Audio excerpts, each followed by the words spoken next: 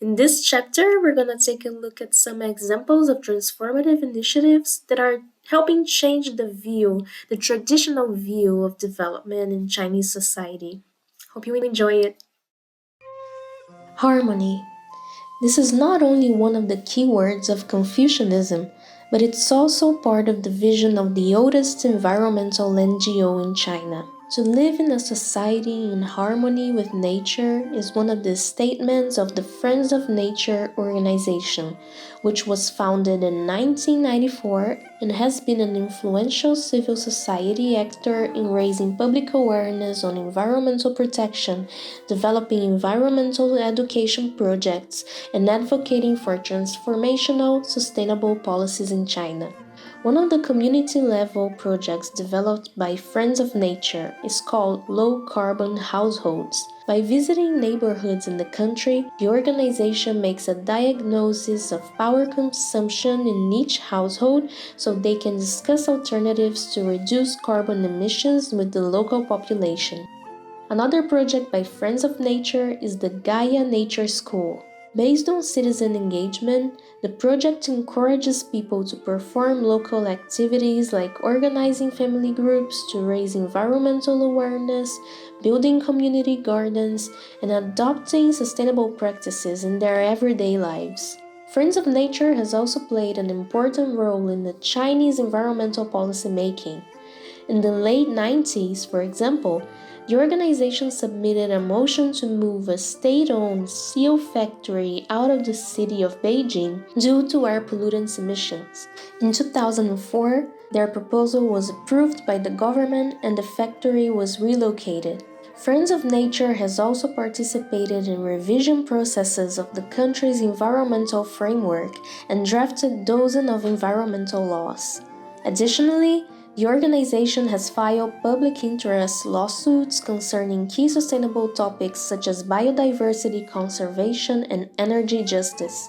This is an example of how an ancient belief system like Confucianism, with more than 2,000 years of history, can inspire transformative actions in Chinese society. Environmental NGOs like Friends of Nature can be a powerful way to connect citizens with governance in many parts of the world, bridging the gaps that can usually divide both spheres.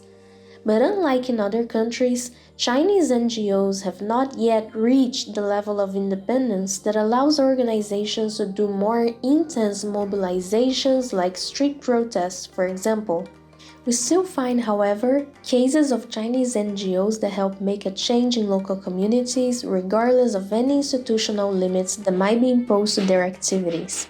In 2011, an environmental NGO called Green Xiaoxiang started the Watching Mother River Network project. The main goal was to mobilize people to participate in the governance of an important river in the Hunan Province, the Xiang River.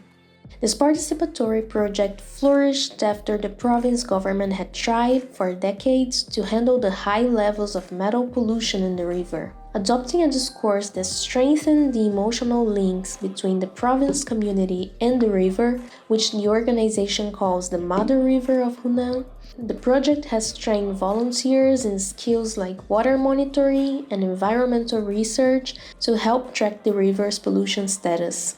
Transformative initiatives involving Chinese society could also happen in other parts of the world. That is the case of international cooperation projects. Changing the north to south logic, south to south cooperation projects have helped developing countries advance in crucial sectors such as agriculture. Let's see an example.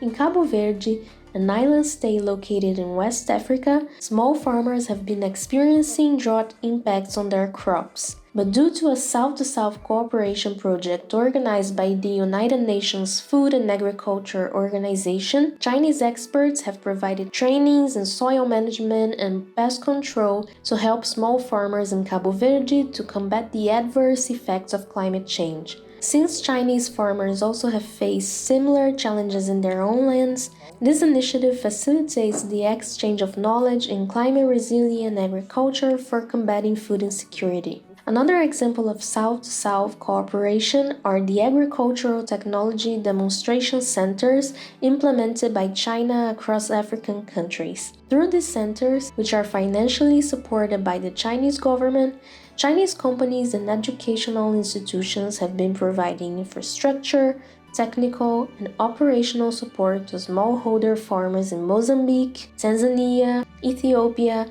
Zimbabwe, and other countries in the African continent.